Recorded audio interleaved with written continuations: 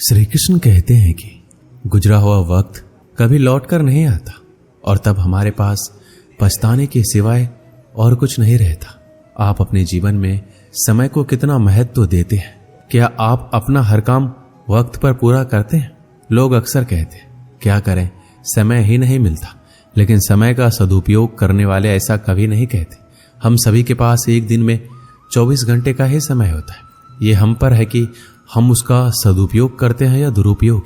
यदि आप सोचते हैं आप मेहनत बहुत करते हैं पर आप कहीं पहुंच नहीं पा रहे, तो आप सिर्फ एक गलती कर रहे हैं। आप मेहनत बहुत करते हैं पर आपके मन में हार जाने का डर है और ये डर आपको जकड़ रखा है। मेरी मानिए, जो मेहनत आप कर रहे हैं उसे पूरी लगन और ईमानदारी से करते हुए अपने काम पर विश्वास रखिए और हार के बारे में ना सोचकर सिर्फ जीतने के बारे में सोचिए। समय बहुत कीमती है, लेकिन हमें यह बिल्कुल मुफ्त मिलता है। जो लोग समय का सही कीमत जानते हैं वो इसका सही इस्तेमाल करके कामयाबी की ऊंचाइयों को छूते हैं, और जो समय की कदर नहीं करते वो इसे यूं ही बर्बाद करके अपना भविष्य खराब करते हैं। समय का सही उपयोग करके ही अपने सपनों को साकार किया जा सकता है, अपने लक्ष्य तक पहुंचा जा सकता है। प्रकृति और समय कभी किसी के साथ भेदभाव नहीं करते। हवा, पानी, मौसम, दिन रात, ये सब हम सब के लिए हमेशा एक जैसे रहते हैं। अमीर व्यक्ति के लिए सूरज पूरब की बजाय पश्चिम से नहीं उगता, यह बरसात किसी की उम्र या हैसियत देखकर उस पर कम या ज्यादा नहीं बरसती है। अमीर, गरीब, बच्चे, बूढ़े, सभी के लिए समय एक जैसा रहता है। हाँ, समय का सही उपयोग ना करके या समय को व्यर्थ गवा कर हम अपना भविष्य जरूर खराब कर देते। यदि आज हम समय की कद्र करेंगे तभी समय कल हमारी कद्र करेगा। हम आज जो भी हैं, जहां भी हैं, उसके लिए हम खुद जिम्मेदार हैं, क्योंकि हमने अपने अतीत में जो मेहनत की है, हमारा वर्तमान उस मेहनत का ही नतीजा है। हमारा आज की मेहनत हमारा भविष्य तय करती है। अतः समय की कीमत समझकर उसका सही उपयोग करना बहुत जरूरी है। समय का सही इस्तेमाल करके देखिए, यह हमेशा स्वस्थ और समृद्ध बनाए रखेगा। आप समय का सिर्फ एक ही बार इस्तेमाल कर सकते हैं, क्योंकि गुजरा हुआ वक्त कभी लौट कर नहीं आता। यानी हम समय को रिसाइकल नहीं कर सकते। अतः कभी ये ना कहे कि ये काम अगली बार करेंगे। हो सकता है अगली बार आप वक्त गवा चुके हो और गुजरा हुआ वक्त आपसे कहे अब बहुत देरी हो चुकी है। यदि आप किसी को वाकई कुछ देना चाहते हैं तो उसे अपना वक्त दीजिए, क्योंकि साथ गुजारा हुआ वक्त अपने साथ खूबसूरत यादें सजा लेता है। वक्त जीवन के कई पाठ पढ़ा जाता है, बड़े से बड़े घाव भर देता है और नए सिरे से जीने की ताकत भी देता है। अतः आज यदि आपका वक्त सही नहीं चल रहा तो निराश ना हो, मेहनत करते जाइए। आपका अच्छा वक्त जरूर आएगा। समय और धन की दौड़ में हमेशा समय की जीत होती है। पैसा कमाना आपको अमीर बना देगा, लेकिन समय को जीतना आपको सफल बनाएगा। समय फिर कभी लौट कर नहीं आता। आपको इसका उपयोग करने का केवल एक ही मौका मिलता है। यदि आज आप समय का सदुपयोग करते हैं तो यह आपको कल लाभकारी परिणाम देगा।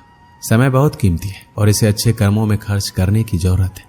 समय के मूल्य को समझना महत्वपूर्ण है, क्योंकि यह बदलता रहता है। समय फिर कभी किसी के जीवन में एक जैसा नहीं हो सकता। जो व्यक्ति समय के महत्व को जानता है, उसका सम्मान करता है, वह चतुर और बुद्धिमान माना जाता है। वह व्यक्ति अपने जीवन में सभी सफलता प्राप्त करने वाला होता है। श्री कृष्ण कहते हैं हमें समय का महत्व तब पता चलता है जब हमारे पास वास्तव में इसकी कमी होती है। एक छात्र परीक्षा देते समय प्रत्येक मिनट के मूल्य को महसूस कर सकता है।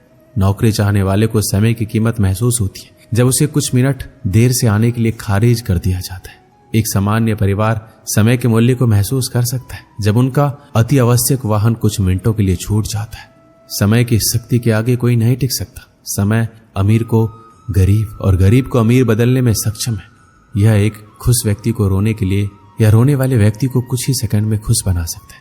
समय इतना शक्तिशाली होता है, हम उसे देख नहीं सकते, लेकिन समय के सामने उपस्थित परिस्थितियां हमें बहुत कुछ देखने पर मजबूर कर देती है। समय पृथ्वी पर सबसे कीमती वस्तु है। इसकी तुलना किसी से भी नहीं की जा सकती। इस संसार में सब कुछ समय पर निर्भर करता है। समय से पहले कुछ भी नहीं होता है। यदि हमारे पास समय नहीं है तो हमारे पास कुछ भी नहीं। समय की बर्बादी हमें और हमारे भविष्य को बर्बाद करती है। ये समय ही है जो हमें धन, खुशी प्रदान करता है। हमें अपने समय का कुछ उपयोगी कामों को करके करना चाहिए। इस संसार में सब कुछ समय के अनुसार बदलता है, क्योंकि समय से कुछ भी स्वतंत्र नहीं है। हमें कठिन परिश्रम करने का आनंद लेना चाहिए और कभी भी अपने अच्छी आदतों को बाद में करने के लिए नहीं टालना चाहिए। खोया हुआ धन पुनः अर्जित किया जा सकता है, खोए हुए वैभव पुनः प्राप्त किए जा सकते हैं। उचित चिकित्सा या संयम के बल पर खोए हुए स्वास्थ्य को फिर से बहाल किया जा सकता है। अभ्यास के द्वारा भूली गई विद्या को भी पुनः पाई जा सकती है, किंतु समय को एक बार खोने के बाद फिर से पाना संभव नहीं है, क्योंकि यह निरंतर गतिशील है। शरीर को स्वस्थ बनाने के लिए समय पर सोना, समय पर उठना और भोजन, व्यायाम तथा अन्य कार्यों को सुनिश्चित ढंग से समय पर करना आवश्यक है। धन दौलत को आप जमा करके रख सकते हैं, किंतु समय को नहीं। परिश्रमी व्यक्ति के पास कभी समय का अभाव नहीं होता, जबकि आलसी और कामचोर व्यक्तियों का जीवन परिनिंदा, निरुद्देश्य भ्रमण आदि निरर्थक कार्यों में बीतता है। आलस्य का परित्याग करके समय का सदुपयोग करने वाले व्यक्ति ही साहित्य के रचयिता, राष्ट्र नेता, महान वैज्ञानिक एवं कलाकार बन पाते। धैर्य करना दुनिया के सामने रोने से कहीं बेहतर है। लोग कहते हैं कि दर्द बताने से कम होता है, मगर यहाँ जिसे भी अपनी दर्द बताओ वही मजे लेता है। सबको अच्छा समझ लेना ये सबसे बुरी आदत है। आपके पास बस पैसा होना चाहिए, क्योंकि यहाँ भावनाओं को किसी की कोई कदर नहीं है। जो व्यक्ति अपने पास होने वाले चीजों से संतुष्ट नहीं है, उसे भविष्य में मिलने वाली चीजों से भी कभी संतोष नहीं होगा। दूसरों को अपनी जिंदगी में अगर कीमती बनाओगे तो आप खुद उनकी जिंदगी में सस्ते हो जाओगे। आप अपनी सेल्फ रिस्पेक्ट जितना गिराओगे, लोग आपको उतना ही मजबूर करेंगे। बुरा वक्त आपको कमजोर नहीं, सफल बनाता है। बस यही फर्क है कि हम उस बुरे वक्त में इसे कैसे हैंडल करते हैं। एक समय की बात है, जंगल में रहने वाला कालिया नाम का एक गीदड़ भूख से तड़पता हुआ खाने की तलाश में शहर आ पहुंचा। उसके शहर में पहुंचते ही कुत्ते उस पर भौंकना शुरू कर दिए, और यही नहीं, शहर के आवारा कुत्ते उसे घेर कर नोचने लगे। कुत्तों के डर से कालिया जान बचाकर भागा। भागते भागते जो भी दरवाजा पहला मिला उसमें घुस गया। जिसमें वह गीदड़ घुसा था वह एक धोबी का मकान था। आंगन में एक बड़ी कढ़ाई में धोबी नील घोलकर नीला पानी बनाया हुआ था।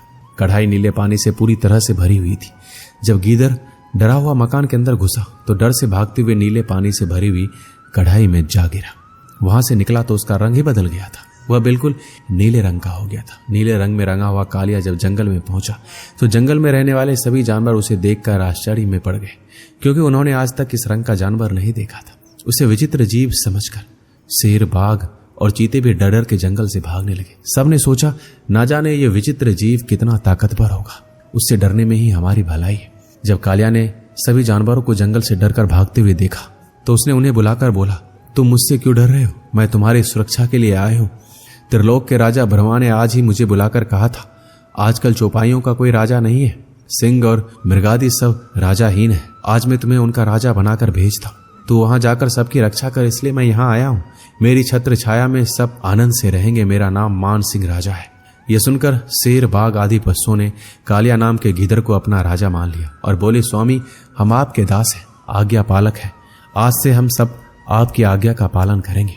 कालिया ने राजा बनने के बाद शेर को अपना प्रधानमंत्री बनाया, बाघ को नगर रक्षक और भेड़िए को संतरी बनाया। अपने अमित्य गिदड़ों को जंगलों से बाहर निकाल दिया। उसने बात भी नहीं की। वो जानता था बात करूंगा तो मेरी पोल खुल जाएगी। मैं एक गीदड़ हूं। उसके राज्य में शेर आदि छोटे छोटे जानवरों को मारकर कालिया को भेंट किया करते थे। कालिया उनमें से कुछ भाग खाकर शेष अपने नौकरों चाकरों में बांट देता था। कुछ दिन उसका राज्य शांति से चलता रहा, लेकिन एक दिन बड़ा अनर्थ हो गया। उस दिन कालिया को दूर से गीदड़ों की किलकारियां सुनाई दी।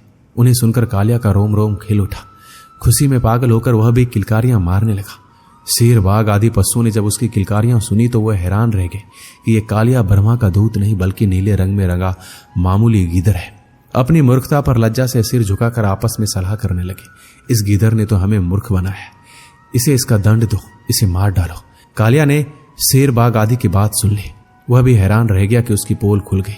अब जान बचाना भी कठिन है, इसलिए वह वहां से भागा, किंतु शेर के पंजे से भागकर कहां जाता। एक ही छलांग में शेर ने उस ढोंगी गीदड़ को मौत के घाट उतार दिया।